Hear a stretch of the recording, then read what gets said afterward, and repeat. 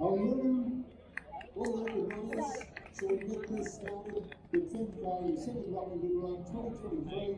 Let's go.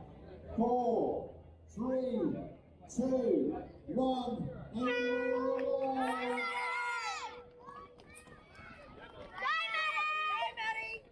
'I don't know how Barry's going to do the 5K in a jumper suit, but anyway, we'll see how it goes. Barry's got Superman, he's got his kit underneath, I am absolutely positive.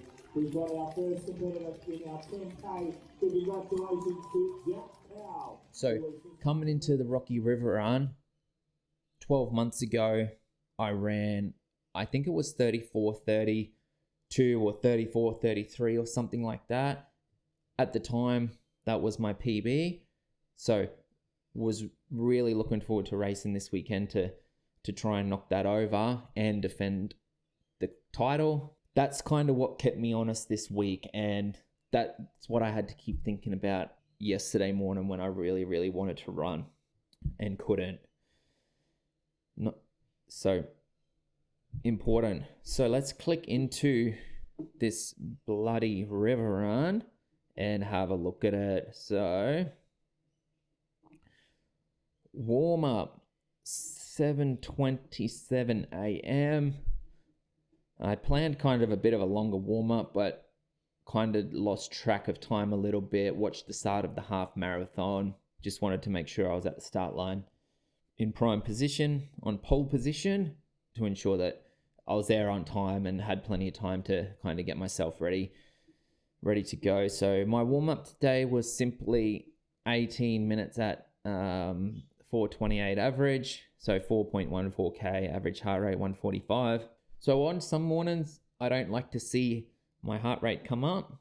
It can indicate things to me like fatigue or whatever. So, but on a race morning, I kind of like it to come up because that indicates to me that like my heart is responding to what I'm doing. So it's weird that during the weeks you kind of, if it's coming up, you might be fatigued or whatever, but on a race morning, I feel like it's kind of different.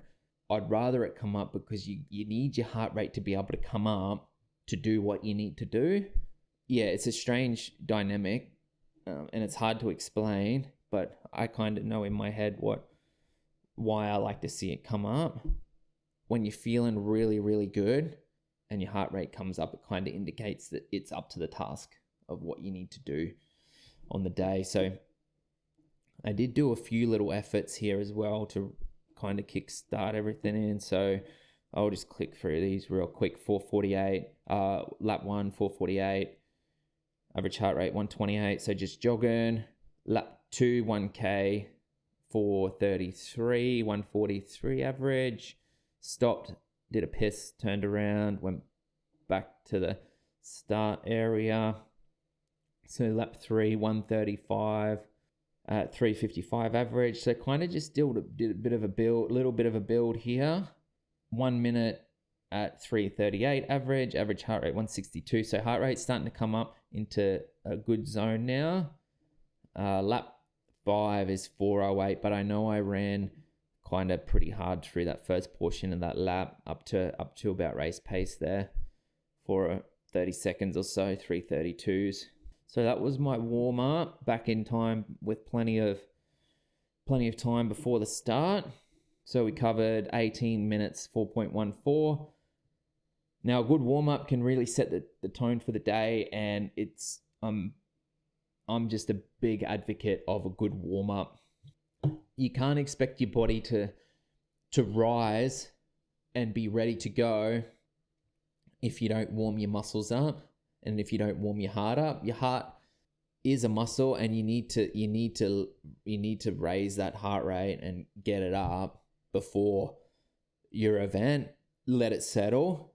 Make sure you limber, you stretch out, make sure you're warm, and timing it in a way that is not so far in advance that you cool down completely before the start. So I tried to get back to the start about 10 minutes beforehand, had a gel, had some water, and made sure I was on the start line about 5 minutes before the race and ready to go. So let's click into this race. So I knew that guy named Jack from Gladstone was up. He's won this event in the past and always ran around mid 32s. So knowing that he was here, I didn't write myself off as a chance to win, but I knew that it wasn't going to come easy. And I kind of thought in my head, like, I feel like Jack will just kind of do what he needs to do to win, because I know he's running Gold Coast half in 6 weeks. So just kind of doing what he needs to do to win. And essentially that's exactly how it played out. So like, I'll take you through the race here now. Let's have a look into it. So let's go. So we can see here straight up 33.18. I'm pumped on that. 33.18, 319 average heart rate 179. So I kind of built myself a bit of a workout to give myself some goals to hit, kind of, and just to build that workout out, so I knew what time I would be looking at. I wanted to run a PB, so that's anything under 34:30 essentially. And as well as that, like, I wanted to come as close as possible to sub 34 as I could. So I settled on this race plan of 2Ks at 328 average, 7Ks 323 to 326s, and then bringing home the last K 317. And that was going to give me roughly 34 minutes, a PB, and hopefully a sub 34. Now, so many times before the race, I told myself, just go out at 3:30s and build. 2Ks at 3:30s and build. 2Ks at 3:30s and build. But when you get on a start line, man, it's so hard. And Jack was there. There was a couple of other young guys. Like, I'm a racer at heart, and I love the challenge. I love the battle. So that was very quickly out the window. So let's have a look. Go out at 3:30s and build. K1, 3:16. K2, 3:14. Yeah, right. So from the gun, Jack went to the front, and he kind of just set the tempo there for the first 2K. And I sat with him. But the thing was, it was just super comfortable. Like, it wasn't hard. It was just a very comfortable tempo. And my watch split the first K. I literally didn't look at my watch the first K until it split. So when it split 3:16, I was like, hell yeah, we're on here. Stuck with him through the second K, 3:14. Now, I didn't know what he was. I really didn't know how he was feeling or what his real intentions were. I knew that he was going to want to win, and I kind of thought he was just going to do what he needed to do to win. But I kind of didn't know where his shape was at or what he was capable of, and I didn't know what I was going to be capable of. After doing those first 2K, I thought we could actually run really, really well here, and we could be in for a bit of a battle. So first 2Ks on his feet. It was the third K where he kind of made a bit of his move. So the first 2K is kind of pretty windy through the guts of town. There's a U-turn. You got to run up over the bridge. There's another U-turn after the bridge. It's a bit technical. I think he was happy for me to sit on his feet, and kind of by about 2.5K is where he made a bit of a move, and he kind of upped his pace a little bit. Not much, but he just put in that 5-meter gap. And at that point, I kind of had to decide if I was going or if I was sticking a bit more to my plan, and it was sticking a bit more to my plan. I wanted to execute this race as well as I could, and I wanted to finish, above all, wanted to finish strong and see how my back end strength has been from all the marathon kind of stuff that I've been doing. I let him go, and he pulled a gap. Initially, it was maybe 5-10 meters. And it just stayed there for a very long time. So through 4K, so I went 3:16, 3:14, 3:15, 3:24. I kind of, from memory, I don't feel like I dropped down in pace that much, but with that gap that he opened up, maybe I started to settle into my own rhythm a bit more, and that was kind of my comfortable pace. So that's down around the touch field. He still hasn't got a big gap on me. It's still kind of there, and in my head I'm kind of like, that's cool, just sit at this distance and try to hold the same gap and see how you feel when you get to 7 or 8k. You never know, you might be able to kind of put in a couple of big Ks and reel him up a little bit. Coming out of the touch field, so that thought process only lasted a little bit. Coming up out of the touch field, I tried to push a little bit to see if I could close the gap at all, and I think I did, but he was just constantly looking over his shoulder, and when he's constantly looking over his shoulder, I kind of feel that you might think he's running scared, but I think he was kind of just ensuring that he still had that gap and he didn't want it to come down too much. So each time he looked over his shoulder, that gap would just open up a little bit more. And it kind of did open up more and more through this middle portion of the race. I tried to take a couple of splits. So I'd be like at that light pole, check my watch to see where he's at. And then as I hit that same light pole, see where I was at. So it was about at 1.25 seconds, he was up the road. So a little bit, but still like a strong back end of the run. I feel if he was kind of pushing, if I had a strong back end, I could have reeled him up. So through 5k from memory, 16:28. So much quicker than I had planned. I think I had planned to be through 5k in about 17:15. So much quicker, but I just felt I felt so good. I felt really good. Heart rate was up, but it was very comfortable. It's crazy how sometimes 180 can just feel so hard and so demanding, yet on a day like today, 180 heart rate, it was just, that was my zone, and it, my breathing was so good, and I just my body was just working. So through half in 16:32, laps K6 3:23 and 3:27 through 7k. So this was kind of up and over the train bridge where it's super technical. You kind of have to come out of a park up onto the train bridge. It's only a small rise, but it's enough to kind of knock you down a few gears. 3:27.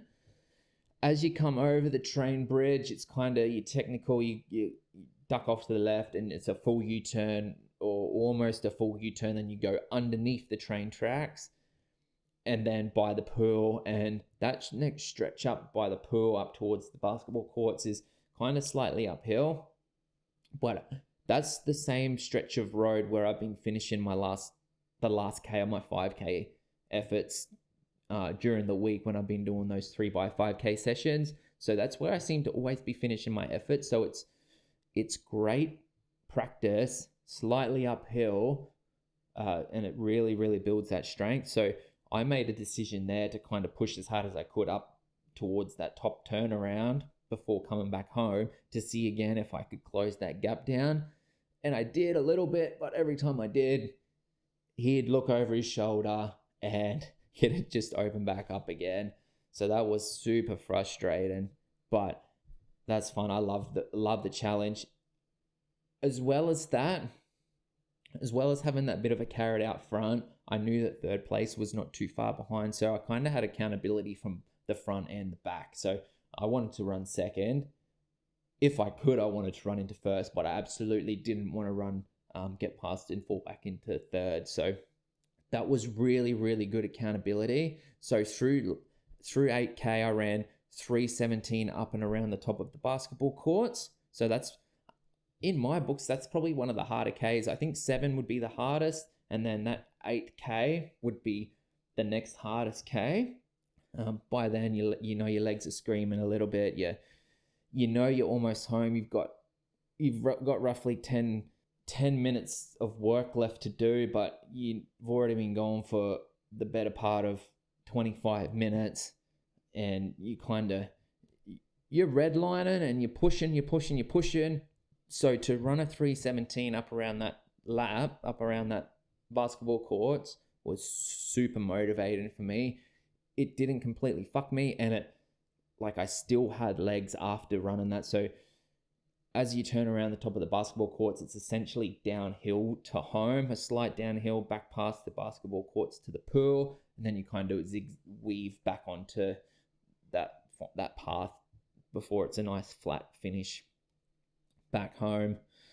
So 3:17, K9, 3:16, and then emptied the tank on the last K, 3:15, and brought it home. So to finish with a negative split 3:17, 3:16, 3:15 leaves me super pumped and really confident that the work I've been doing and the way I've been approaching my training is on the right track. In my opinion, I shouldn't have that kind of speed at the moment, just on the back of doing kind of marathon sessions. I'm actually really, really happy with that. So across the line, 33:15, I think the official result was. Second place, Jack ran 32:58, so 17 seconds in the end. Not that long. So it was good to have a good race, and I think third was a tad under 34 as well, so around high 33. So all our top three all within a minute. So it's great racing, and it just puts everything into perspective a little bit and makes me feel like just that much more confident in the stuff that I'm doing and the way that I'm approaching this. From time to time, you can get a little bit lost and you can worry a little bit about certain things or whatever. I'm that used to having someone else write my program where I didn't ever have to think about it. I just did it, to now kind of like, oh, am I doing the right thing? Am I on the right track? Should I be doing this? Should I be doing that? You see stuff online, you can read into a lot of different things, but above all, like at the moment, I've really stuck to my own philosophies and the way that I think I need to train, and this has proven to me that I'm absolutely on the right path. So dropping the session yesterday to ensure that I was healthy for today. In the past, I probably just would have pushed on with that. Just didn't have that ability to say no. And I think now I'm starting to get that ability. So in the past, I would have pushed on and then probably fucked myself even more. So I ran today pain-free. I woke up and a little bit of tenderness there, but by the time I put the shoes on, the race shoes, it seems to go away when you put shoes on. Not go away, but offloads that a lot. So could be something there that I can make changes to ensure that doesn't happen again. I won't be using those Endorphin Pros as much. Probably still use them for those sessions, but definitely not running back-to-back days in them, because thinking back, I'm now 100% confident that is the cause of the flare-up, is those shoes. I just couldn't put my finger on it in the past as to why that had happened. And I never kind of ran consecutive days in those shoes. So it would always be one day a week on a session day or something where I liked a bit of a faster shoe. The next day I'd be sore, and then I wouldn't ever think about it. And then it'd be like a week later, and I could never really connected all those dots until now. Man, I'm pumped on that 10K today, and I would like to think that I'm going to pull up pretty well, though we'll have to see how we go over the next couple of days. I've made some plans to ensure that I'm not forcing myself back into running over the next 2 to 3 days. I'd like to be running again on Wednesday, and then building up to a session on Friday and a good long run on Sunday. So that brings us to 6 weeks out now from Gold Coast Marathon. I feel like I'm right on track and right where I need to be, maybe a bit ahead of where I need to be. And after running this well today, it's kind of thrown my thought process into how I want to approach the actual marathon into a bit of confusion, because I ran so well today. Like, I feel like my initial goals may need to be reevaluated, though I'm going to address that in the next few weeks after I get another few weeks of good sessions and good long runs in the legs to see how I'm really feeling. And I'd love to take you guys through my thought process on how I come up with my goals and what I want out of that Gold Coast race, because I think that's important to put a lot of this stuff that I've been rambling on about into context. But I'll save that for another video completely. So I think we can wrap it up there, and hope you guys have stuck around to the very end, because I think that's a great week with a great outcome. 33:18 official time, 33:15 10K. I'm very happy with that. After that, I did do a little bit of a cool down, just easy jogging.